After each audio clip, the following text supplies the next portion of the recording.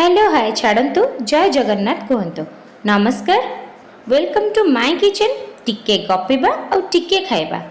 आज सकाळु सकाळु वर्षा देखिकी रोषे करने को मते बिल्कुल इच्छा हो नथिला। पतिदेव पचारिले आज 12टा बजलानी कोन रोषे हबनी कि मु कहली वर्षा को मते किछि करबा को इच्छा होनी। सेठु से कहले इच्छा नथिले भी कोन हबो रोषे न कले खाइबा कोन। मु कहली सेटा तो ठीक ताले तमे को मु कोन करबे। से कहले आज टिके मम्मी भाया टमाटो चारो बनातनी मु बड़ जोरे हाँ मारिदेली। हेले तापर भाविली मु तो जानी मम्मी केमती टमाटो चारो बनाती। सांगे सांगे मम्मी को फोन लगेली और पचारे मम्मी कहतु तो आपण केमती टमाटो चारो बनाती। मम्मी कहले टमाटो चारो यहाँ तो सांगे सांगे हो सांगे सांगे हो शुणिकी मो मन तो पूरा खुशी आ। मम्मी कहवा अनुसार टमाटो नहीं भल भाव धोईदेली सांगे सांगे चुन चुन करके काटिकी लुण हल्दी देके सिझापी रखिदेली। टमाटो सिझला भितर बाकी सब मसला भी रेडी करनेली छुंक देवाई। तापर कड़े गैस बसैकी नाई मो गैस रे कड़े बसैकी से तेल पकेली।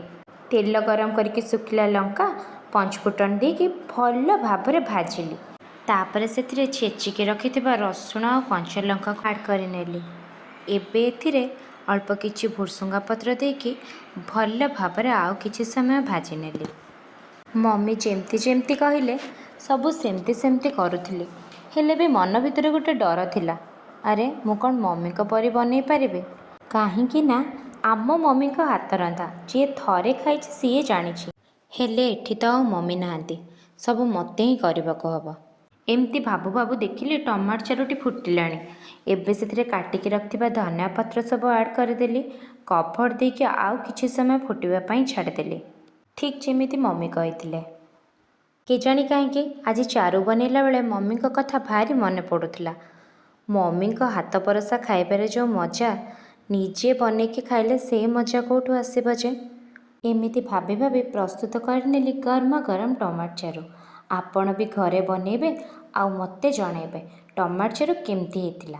आउ हाँ लाइक शेयर सब्सक्राइब करने को भूली जिबेनी। रहिली जय जगन्नाथ।